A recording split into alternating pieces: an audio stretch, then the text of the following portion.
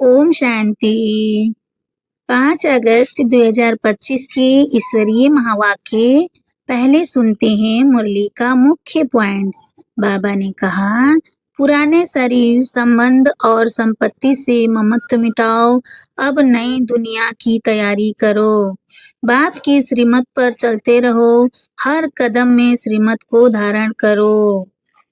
हर कर्म करते हुए आत्म अभिमानी रहो, देह अभिमान छोड़ो, देही अभिमानी बनो।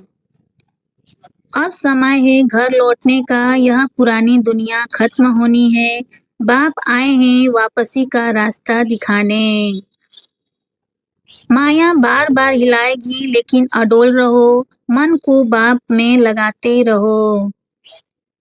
और अब सुनते हैं महावाक्यों को विस्तार से। मुरली का सार। मीठे बच्चे, बाप आए हैं इस वेश्यालय को शिवालय बनाने। तुम्हारा कर्तव्य है वेश्यालय को भी ईश्वरीय संदेश दे, उनका भी कल्याण करना। प्रश्न है, कौन से बच्चे अपना बहुत बड़ा नुकसान करते हैं?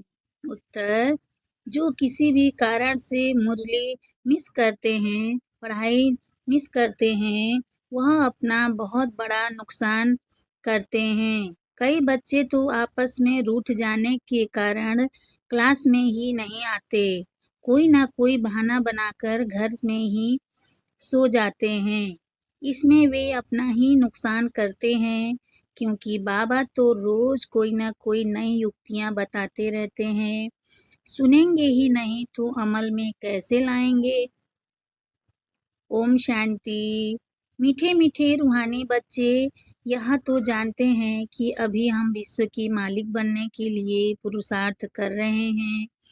भल माया भी भुला देती है, कोई कोई को तो या सारा दिन भुला देती है, कभी याद ही नहीं करते जो खुशी भी हो। हमको भगवान पढ़ाते हैं, यह भी भूल जाते हैं। भूल जाने का कारण फिर कोई सर्विस नहीं कर सकते। रात को बाबा ने समझाया, अधम ते अधम जो वेश्याएं हैं उनकी सर्विस करनी चाहिए। वेश्याओं के लिए तुम ऐलान करो कि तुम बाप के इस ज्ञान को धारण करने से स्वर्ग के विश्व की महारानी बन सकती हो।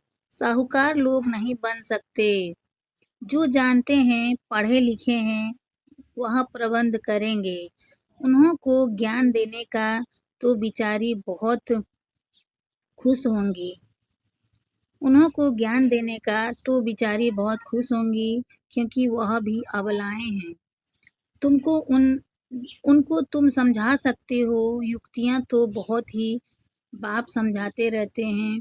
बोलो तुम ही ऊंच ते ऊंच, नीच ते नीच बनी हो। बोलो तुम ही ऊंच ते ऊंच थी, नीच ते नीच बनी हो। तुम्हारे नाम से ही भारत वैश्यालय बना है। फिर तुम विशिवालय में जा सकती हो, यह पुरुषार्थ करने से। तुम अभी पैसे के लिए कितना गंदा काम करती हो, अब यह छोड़ो। ऐसा समझाने से वह बहुत खुश होंगी। तुमको कोई रोक नहीं सकते, यह तो अच्छी बात है ना। गरीबों का है ही भगवान। पैसे के कारण बहुत गंदा काम करती हैं, उन्हों का जैसे धंधा चलता है। अभी बच्चे कहते हैं हम युक्तियां निकालेंगे, सर्विस वृद्धि को कैसे पाएं। कोई बच्चे कोई ना कोई बात में रूठ भी पड़ते हैं, पढ़ाई भी छोड़ देते हैं। यह नहीं समझते कि हम नहीं पढ़ेंगे तो अपना ही नुकसान करेंगे।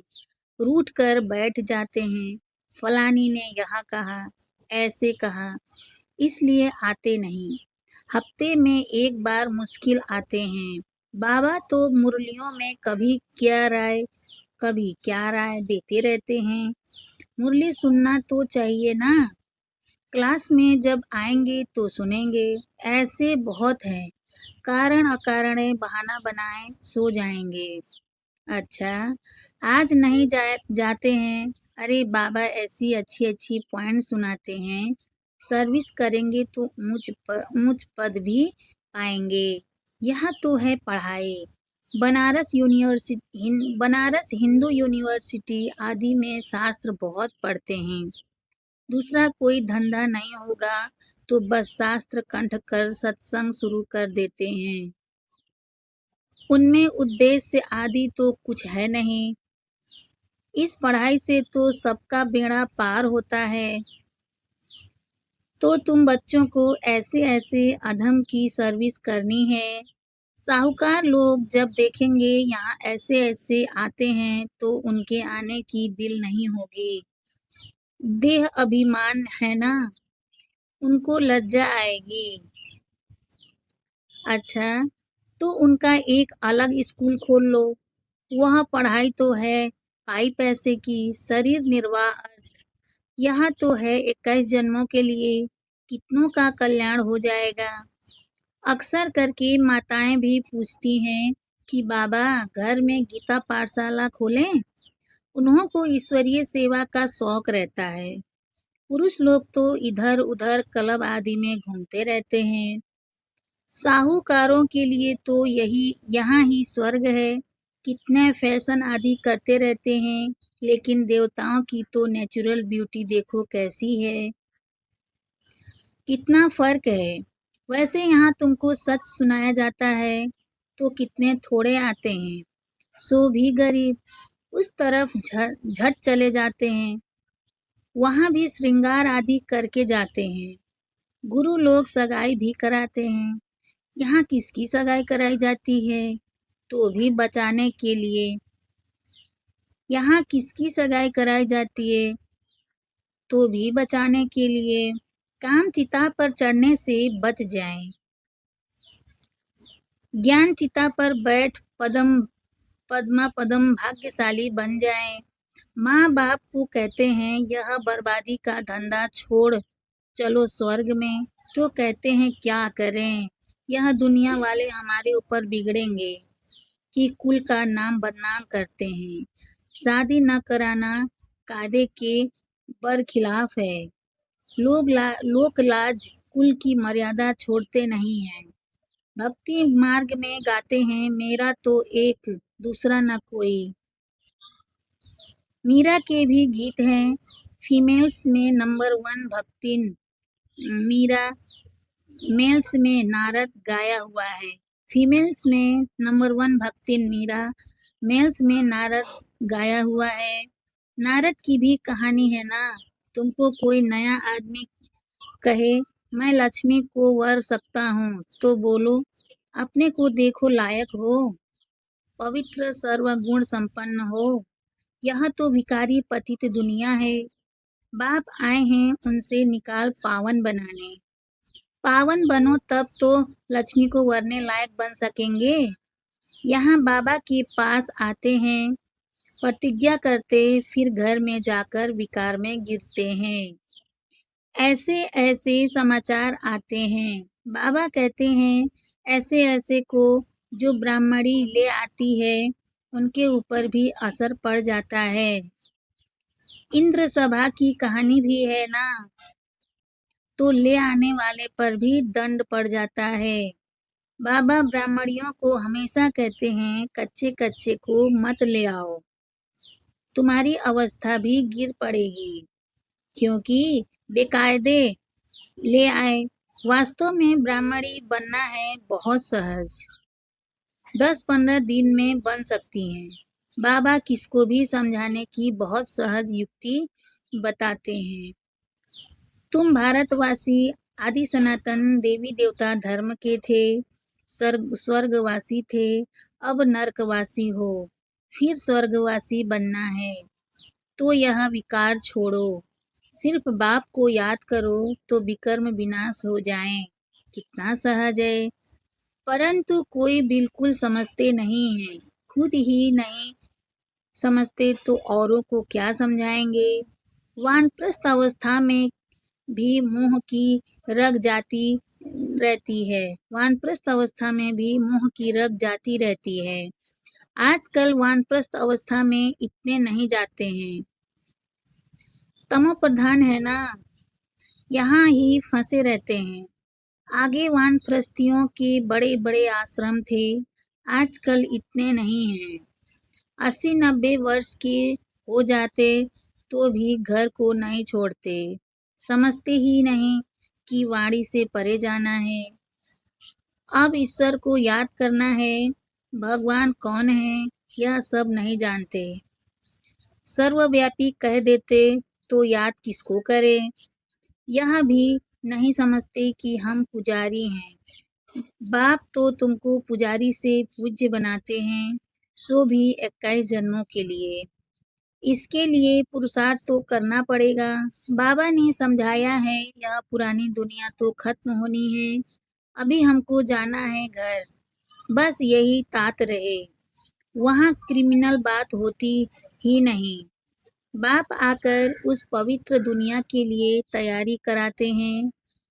सर्विसेबल लाडले बच्चों को तो नयनों पर बिठाकर ले जाते हैं, तो अधमों का उद्धार करने के लिए अधमों का उद्धार करने के लिए बहादुरी चाहिए।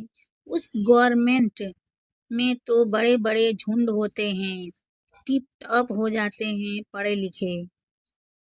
टिप-टॉप हो जाते हैं पढ़े-लिखे। यहाँ तो कई गरीब साधारण हैं, उनको बाप-बेट इतना ऊँच उठाते हैं, चलन भी बड़ी रॉयल चाहिए। भगवान पढ़ाते हैं, उस पढ़ाई में कोई बड़ा इम्तिहान पास करते हैं तो कितना टिप-टॉप हो जाते हैं। यहाँ तो बाप गरीब निवाज है, न गरीब ही कुछ न कुछ भेज देते हैं। 1-2 रुपए का भी मनी ऑर्डर भेज देते हैं। बाप कहते हैं तुम तो महान भाग्यशाली हो, रिटर्न में बहुत मिल जाता है। यह भी कोई नई बात नहीं, साक्षी हो ड्रामा देखते हैं। बाप कहते हैं बच्चे अच्छी रीति पढ़ो, यह ईश्वरीय यज्ञ है, जो चाहे सो लो। लेकिन यहाँ लेंगे तो वहाँ कम हो जाएगा, स्वर्ग में तो सब कुछ मिलना है। बाबा को तो सर्विस में बड़े फुर्त बच्चे चाहिए, सुदेश जैसी, मोहिनी जैसी, जिनको सर्विस का उमंग हो। तुम्हारा नाम बहुत बाला हो जाएगा, फिर तुमको बहुत मान देंगे। बाबा सब डायरेक्शन देते रहते हैं। बाबा तो कहते हैं यहाँ बच्चों को जितना समय मिले याद में रहो। इम्तिहान के दिन नज़दीक होते हैं तो एकांत में जाकर पढ़ते हैं। प्राइवेट टीचर भी रखते हैं, हमारे पास टीचर तो बहुत हैं, सिर्फ पढ़ने का शौक चाहिए। बाप तो बहुत सहज समझाते हैं, सिर्फ अपने को आत्मा निश्चय करो, यह शरीर तो विनाशी है, तुम आत्मा अविनाशी हो। यह ज्ञान एक ही बार मिलता है, फिर सतयुग से लेकर कलयुग अंत तक किसको मिलता ही नहीं है, तुमको ही मिलता है। हम आत्मा हैं, यह तो पक्का निश्चय कर लो। बाप से हमको वर्षा मिलता है, बाप की याद से ही विकर्म विनाश होंगे। बस यह अंदर रटते रहो तो भी बहुत कल्याण हो सकता है, परंतु चार्ट रखते ही नहीं, लिखते लिखते फिर थक जाते हैं। बाबा बहुत सहज कर बतलाते हैं, हम आत्मा सत्प्रधान थी, अब तमोप्रधान बनी हूँ। अब बाप कहते हैं मुझे याद करो तो सतोप्रधान बन जाएंगे। कितना सहज है, फिर भी भूल जाते हैं। जितना समय बैठो अपने को आत्मा समझो। मैं आत्मा बाबा का बच्चा हूँ। बाप को याद करने से स्वर्ग की बादशाही मिलेगी। बाप को याद करने से आधा कल्प की पाप भस्म हो जाएंगे। कितना सहज युक्ति बतलाते हैं, सब बच्चे सुन रहे हैं। यह बाबा खुद भी प्रैक्टिस करते हैं, तब तो सिखाते हैं ना। मैं बाबा का रथ हूँ, बाबा मुझे सिखाते हैं, तुम बच्चे भी ऐसे समझो। शिव बाबा को याद करते रहो तो कितना फायदा हो जाए, परंतु भूल जाते हैं। बहुत सहज है, धंधे में कोई ग्राहक नहीं है तो याद में बैठ जाओ, मैं आत्मा हूँ, बाबा को याद करना है। बीमारी में भी याद कर सकते हो, बांधेली हो तो वहाँ बैठ तुम याद करती रहो, तो 10-20 वर्ष वालों से भी ऊंच पद पा सकती हो। अच्छा, मीठे मीठे सिकिल्धे बच्चों प्रति माता पिता बाप दादा का याद प्यार और गुड मॉर्निंग।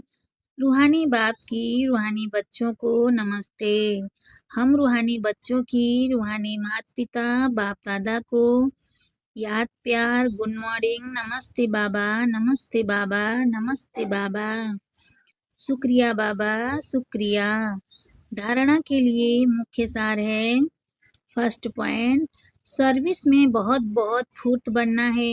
जितना समय मिले एकांत में बैठ बाप को याद करना है। पढ़ाई का शौक रखना है, पढ़ाई से रूठना नहीं है। सेकेंड पॉइंट, अपनी चलन बहुत बहुत रॉयल रखनी है। बस अब घर जाना है, पुरानी दुनिया खत्म होनी है, इसलिए मुंह की रंगे तोड़ देनी है। वानप्रस्थ वाणी से परे अवस्था में रहने का अभ्यास करना है। अधमों का भी उद्धार करने की सेवा करनी है। वरदान है, श्रेष्ठ वृत्ति द्वारा वृत्तियों का परिवर्तन करने वाले सदा सदा सिद्धि स्वरूप भव। श्रेष्ठ वृत्ति द्वारा वृत्तियों का परिवर्तन करने वाले सदा सिद्धि स्वरूप भव।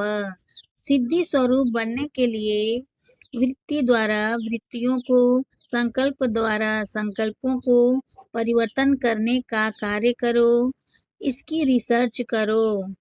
जब इस सेवा में बिजी हो जाएंगे तो यह सूक्ष्म सेवा स्वतः कई कमजोरियों से पार कर देगी। अभी इसका प्लान बनाओ तो जिज्ञासु भी ज़्यादा बढ़ेंगे, मदोगरी भी बहुत बढ़ेंगी, मकान भी मिल जाएंगे, सब सिद्धियां सहज हो जाएंगी। यह विधि सिद्धि स्वरूप बना देगी। स्लोगन, समय को सफल करते रहो तो समय के धोखे से बच जाएंगे। समय को सफल करते रहो तो समय के धोखे से बच जाएंगे। अव्यक्त इशारे हैं। सहज योगी बनना है तो परमात्मा प्यार के अनुभवी बनो। बाप का बच्चों से इतना प्यार है तो रोज प्यार का रिस्पॉन्ड देने के लिए इतना बड़ा पत्र लिखते हैं, याद प्यार देते हैं और साथी बन सदा साथ निभाते हैं। तो इस प्यार में अपनी सब कमजोरियां कुर्बान कर दो। परमात्मा प्यार में ऐसे समाये रहो जो कभी हद का प्रभाव अपनी ओर आकर्षित न कर सके। सदा बेहद की प्राप्तियों में मगन रहो, जिससे रूहानियत की खुशबू वातावरण में फैल जाए। अच्छा, ओम शांति।